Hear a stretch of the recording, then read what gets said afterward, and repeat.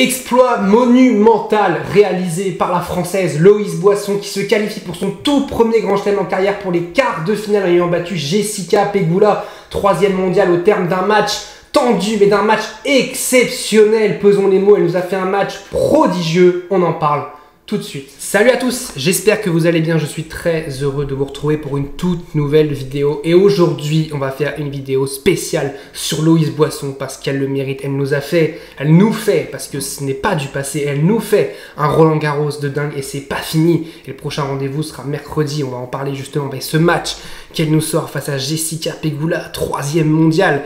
Elle a vraiment fait jeu égal, voire plus avec Pegula, puisque justement, elle l'a battue et elle a eu un seul coup de mou de tout le match. C'est ce moment à 3 partout dans le premier set, où après elle perd les 3 jeux qui suivent et que voilà, on se dit bah peut-être que voilà, dans ces moments importants, Jessica Pegula va mieux s'en sortir. Et au final, pas du tout. Au final, elle a réussi à être exceptionnelle.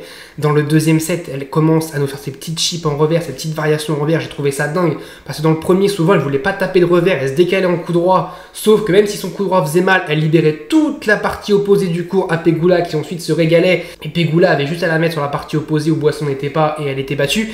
Là, ce qu'elle nous a fait Boisson, après, c'est chipper en revers. Elle a accepté de faire des revers et franchement, elle a eu raison de faire ça parce qu'elle chippait en revers. Et il y avait moins de rythme pour Pegula qui pouvait pas s'appuyer sur ces balles-là de Boisson. Et donc, qui devait relever la balle un peu comme elle pouvait. Et puis Boisson ensuite pouvait se décaler en coup droit et balancer ses ogives. Et c'est ce qu'il nous a fait pendant tout le match. Franchement, elle nous fait un match, mais...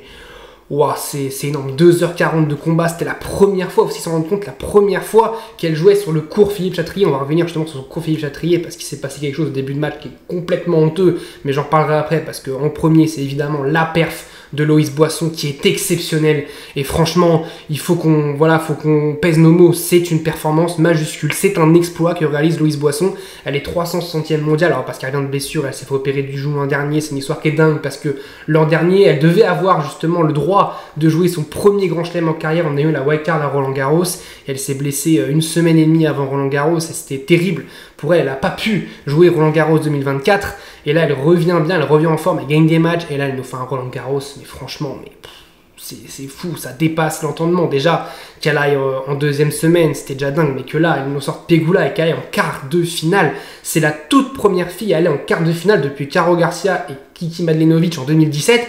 Pour rappeler aujourd'hui que Caroline Garcia n'est plus joueuse de tennis et Kristina Mladenovic, bon c'est Kristina Mladenovic donc on ne sait pas trop, mais la performance elle est complètement dingue. Franchement, ce qu'elle nous a sorti sur le match, en plus Pegula après début de 3e, elle a commencé un petit peu à changer de tactique aussi, elle a fait beaucoup plus d'amortis qui ont été d'ailleurs un choix très payant, ça a été un choix très payant les amortis parce que Boisson avait du mal un petit peu sur les amortis de Pegula qui les jouait d'ailleurs très bien. Et puis il y a ces moments de tension parce que Boisson mène 2-0 break, elle se fait remonter 3-2. 30-40 balles de break pour Pegula, on se dit c'est tendu quand même, elle nous sort un point de dingue pour sauver cette balle de break. Là je vous parle du match à chaud mais j'ai encore en mémoire le match parce qu'il est complètement dingue. Et puis le jeu à 4 partout, on sent qu'il y a une tension chez les deux joueuses. Pegula qui fait pas une double faute du match, qui va nous faire une double faute à 40A.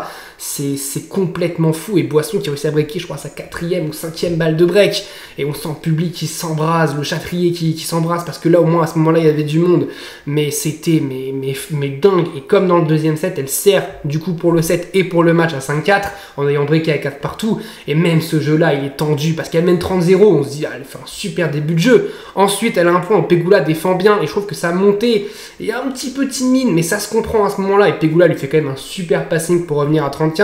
Ensuite, il y a la double faute.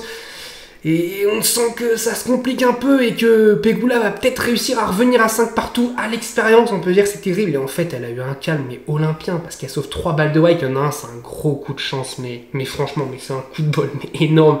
Où en fait, elle arrive à la remettre mais vite fait. Et puis ça fait au final une amortie qui est exceptionnelle parce que Pegula en fait ne bouge pas et n'avance pas sur le terrain à ce moment-là. Donc c'est aussi un peu de sa faute. Mais Boisson, elle a eu le mérite aussi de se battre. Et ensuite, elle nous fait amorti lob sur balle de débreak. En fait, il faut se rendre compte à quel point c'est dingue. Souvent, on se fout de la gueule des Français parce qu'on dit qu'ils n'ont pas de mental et tout. Là, les balles de break sauvées de Boisson, mais regardez-les. Regardez-moi ces 3 balles de break qu'elle sauve.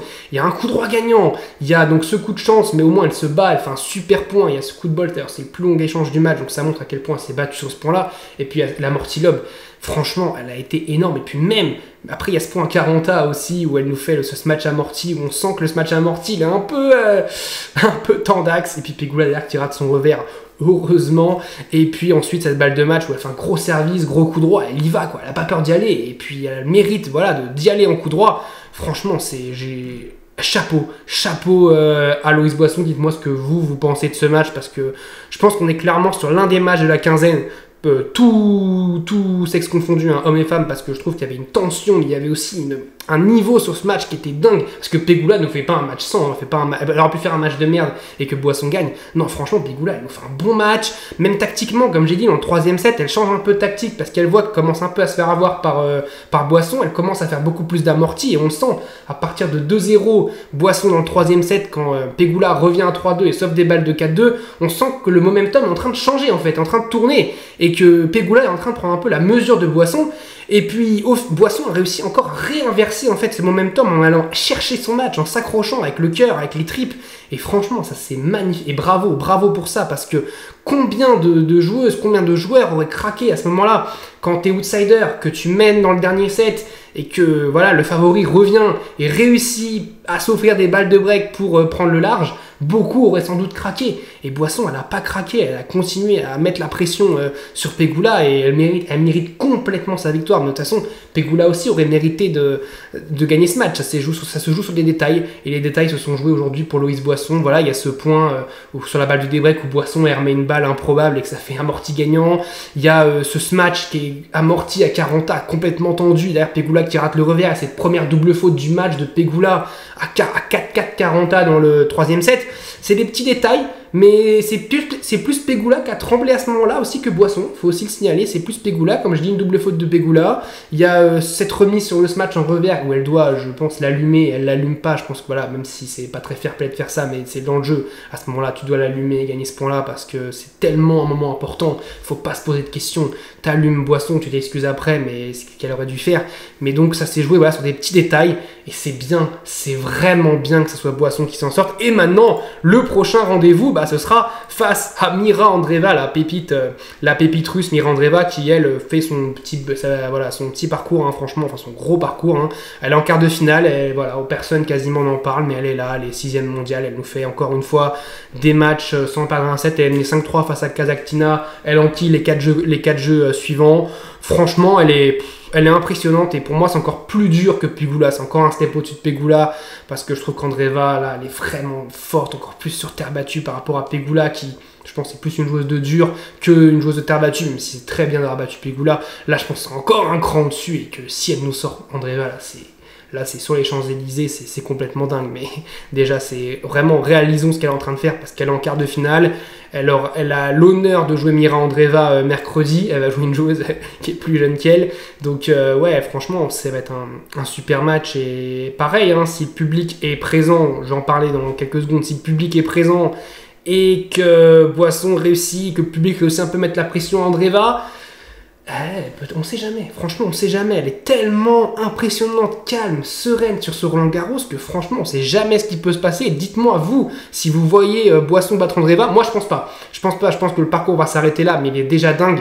Mais je me dis que si jamais le public réussit à mettre son grain de sel sur Mira Andreeva, qui a 18 ans, qui est très jeune, comment elle peut gérer cette pression-là? C'est la question aussi que je me pose. Et puis Andreeva, elle sait que là, elle est ultra favorite pour aller en demi-finale. Donc il y a peut-être aussi cette pression-là qui peut jouer.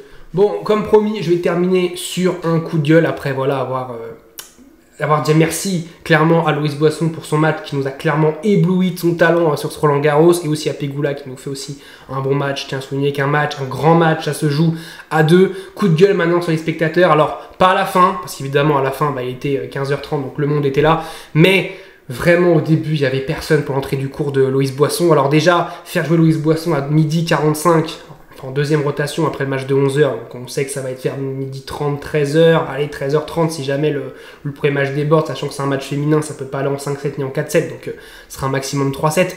Franchement, la faire jouer à cette heure-là, je trouve que c'était pas un cadeau parce que c'est l'heure, on sait, où tous les VIP ils en ont rien à foutre du tennis. Eux, ce qu'ils veulent, c'est les petits fours du chef. Ils ont plus acclamé le chef qui fait les petits fours que Loïs Boisson qui gagne des points. Donc, il y avait personne. Clairement, il y avait même pas allé 20%. Et quand je dis 20%, je suis gentil. Quand je dis qu'il y avait 20% du Châtrier qui était, je vais mettre une des images, mais pour moi, il y avait même pas 20% du Châtrier qui était rempli. Et quand on voit, j'ai vu, il y a des gens qui se plaignent parce que des gens qui veulent des places et qui n'ont pas de place parce que on dit que c'est sold out et qu'au final, quand on regarde à la télé, il n'y a personne dans les tribunes, ça fait chier honnêtement, mais voilà, ça fait chier. Je comprends les gens qui gueulent parce que c'est la dernière chance française et il n'y avait pas, le public n'était pas au rendez-vous au début. Alors à la fin, vraiment, il l'a été, et là, chapeau, parce que le public a vraiment été au rendez-vous sur la fin, notamment fin du deuxième et sur tout le troisième, ça bravo, mais début du match, on a l'impression que c'est morose, on a l'impression que c'est la jauge Covid. Même quand il y avait la jauge Covid, il y avait plus d'ambiance, je trouve que c'était morose un peu ce début, enfin je sais pas, c'est l'impression qu'il se passait rien, il n'y avait pas cette flamme quoi du public qui pousse Boisson, et voilà, et quand on a vu, de fin de deuxième set ça l'a poussé, troisième set elle l'a poussé, et ça l'a servi, elle l'a dit à la fin, merci à vous de m'avoir soutenu jusqu'au bout, parce que oui, évidemment que ça joue, que le public soutienne une joueuse plus qu'une autre, évidemment que ça joue, et franchement moi je comprends pas pourquoi les VIP, déjà les loges, il y a un problème de loge, Lucas Pouille en avait parlé il y a 6-7 ans même, avant qu'il refasse le nouveau Philippe Châtrier,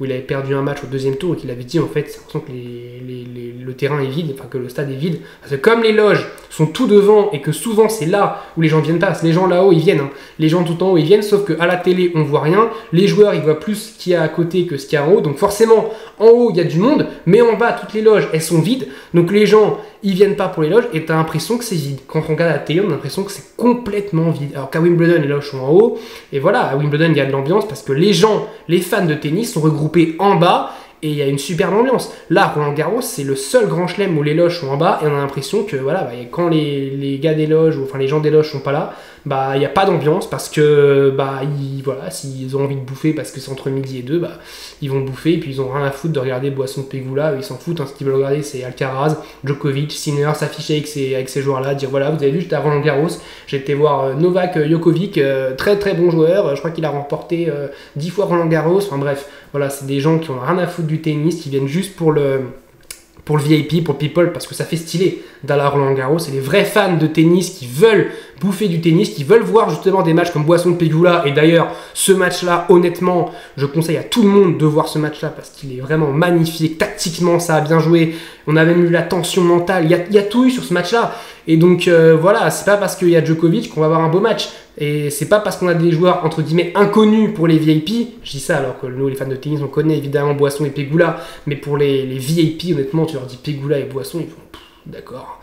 Donc voilà, pour les gens inconnus ils ont rien à foutre de ces matchs là et je trouve ça vraiment dommage. Voilà, c'était mon coup de gueule sur ce Roland Garros, mais en fait c'est la même chose chaque année donc au final ça saoule. Enfin je sais pas les solutions qu'ils peuvent faire en fait, parce que faire venir les gens en fait des annexes dans les loges c'est compliqué parce que les loges elles sont réservées par les VIP, donc forcément si les VIP viennent et qu'ils dégagent les autres, il y aura des embrouilles, c'est compliqué. Enfin c'est compliqué, je trouve que c'est un débat qui est très compliqué à faire et enfin voilà, heureusement que je suis pas dans la programmation et tout, mais parce que c'est compliqué je pense à ce moment-là. Dites-moi vous ce que vous pensez d'ailleurs ce tableau féminin que comme j'ai dit qui me hype vraiment. Demain on aura Sabalenka Zeng qui pour moi aurait pu être un match en session qui sera à 11h demain matin, ça aussi si les tribunes sont vides pour un match comme ça je comprends pas. Sabalenka qui est clairement l'une des favorites, voire la favorite pour gagner Roland Garros face à Qin Wenzheng qui est la dernière joueuse à avoir gagné sur le Châtrier mine de rien parce que c'est elle qui a remporté les JO. On a ensuite Svitolina face à Iga Swiatek qui est toujours en course pour son quadruplé. On aura Andreeva Boisson mercredi et pour le moment Madison Keys là où je vous parle mène un 7-0 face à Baptiste et pourrait jouer Coco Gauff, donc on a quand même de belles affiches et franchement les favorites sont en rendez-vous, hein. Coco Gauff était l'une des favorites, alors Pegula a perdu, Andreeva est là, Swiatek est là, Paolini a perdu mais pareil elle avait balle de match, ça s'est joué à rien, Zeng est là et Sabalenka est là. Franchement on a un gratin féminin en quart de finale qui est assez exceptionnel. Dites-moi vous ce que vous avez pensé aussi de cette vidéo. N'hésitez pas à vous abonner, à liker, à commenter, toujours de plus en plus nombreux. Je vous remercie du fond du cœur. Roland Garros, la fin s'approche, ça se passe très très vite, ça va très très vite. Je vous dis salut à tous, portez-vous.